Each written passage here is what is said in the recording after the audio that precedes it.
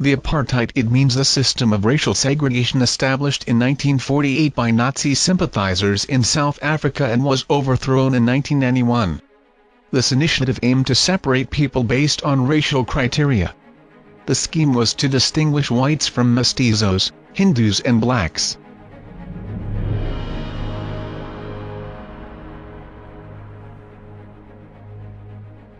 Today in 2011, a campaign led and funded by extreme leftist organizations, but also by Islamists parties trying to influence the people of France. The leader of this propaganda is Omar Barghouti. Born in Qatar, grew up in Egypt, and as an adult he settled in Ramallah. He says that he's originally Palestinian. After graduating studies at the University of Tel Aviv, he completed his studies at Columbia University, in the US. His strategy is to use the word apartheid, with meaning, in order to stigmatize the Israeli population's life. In order to explain it better, we'll compare the laws under the apartheid regime of South Africa, with the life of minority in Israel.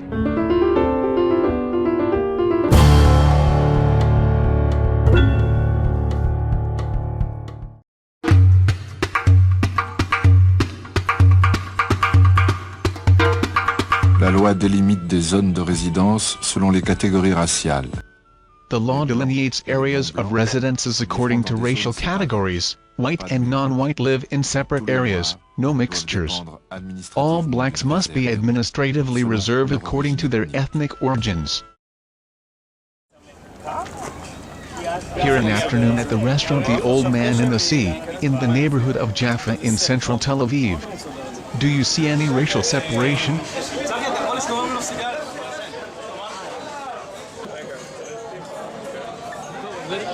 At the back of the restaurant there is even a Muslim prayer room.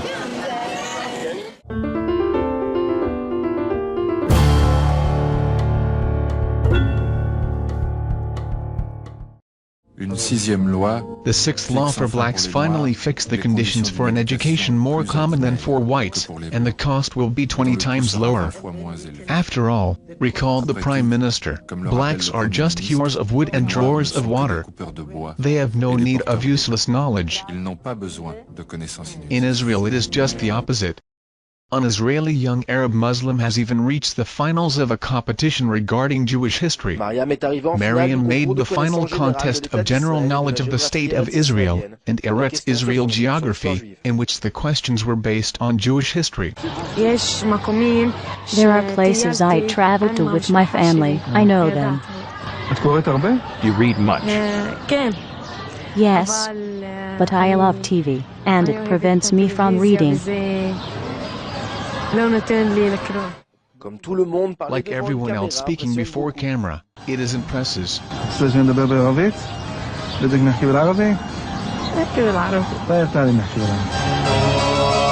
It was difficult because all the issues concern the Eretz Moladeh, which is Eretz Israel, and the Arabs oppose Eretz Israel. But on the contrary, I live in Israel, and I have to know everything about it.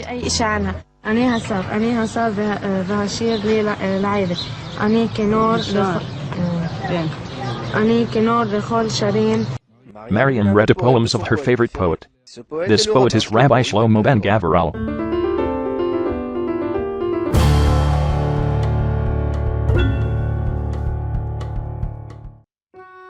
Under the apartheid regime in South Africa, was the so-called Bantu education.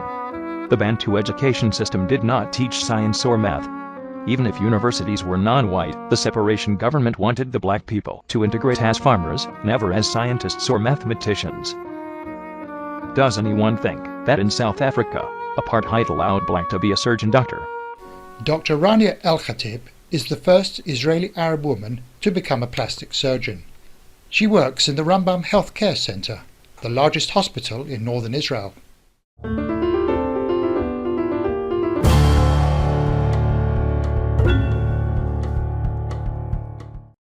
For key positions there are plenty of examples.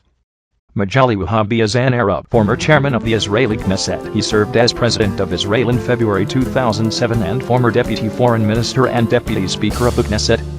Rada Mansour, a Druze, a historian, poet, former Israeli ambassador to Ecuador. Gibran Salim, an Arab, judge at the Supreme Court. Rala Raslan, an Arab, formerly Miss Israel. Angelina Atarif, an Arab, also formerly Miss Israel. Mayra Awad, an Arab, represented Israel in 2009 Eurovision Song Contest. Walid Badir, star of Israeli Football League, revered throughout the country, and Hapoel Tel Aviv captain. Yosef Elinor, the first woman to join IDF Commando. Emil Habibi, writer and Israel Prize Laureate for Literature in 1992. Joseph Milab, former general.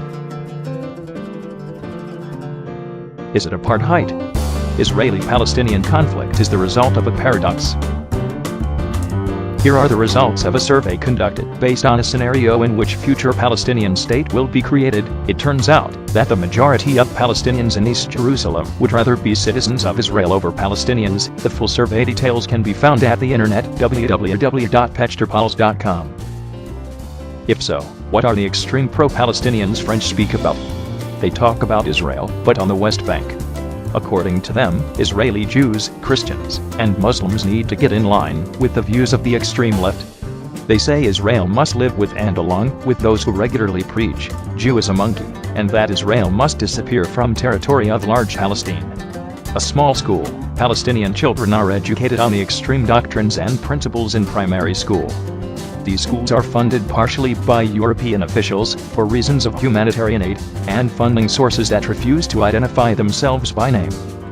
While in Israel Arabs and Israeli Jews are agree, unite, and build together, radicals in Europe inflames hatred as a result of large-scale propaganda. Indeed, they do not hesitate to use the most significant words for the European audience: apartheid, Jewish plot, Nazism, genocide, and Palestinian Holocaust. While relying on international law is also under the influence. Do you know that right now, while he is butchering his own people, Libyan Gaddafi, chairman of the UN Human Rights Council? No one is asking you to take a side on the matter, but at least accept the decoding key for understanding the news and the elements involved.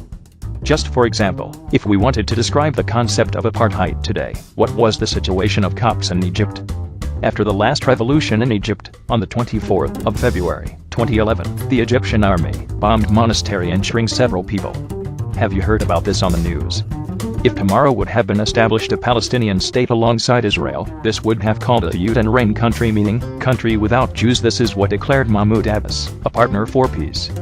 What a strange vision of that man for peace, isn't it? Isn't this statement an expression of real apartheid?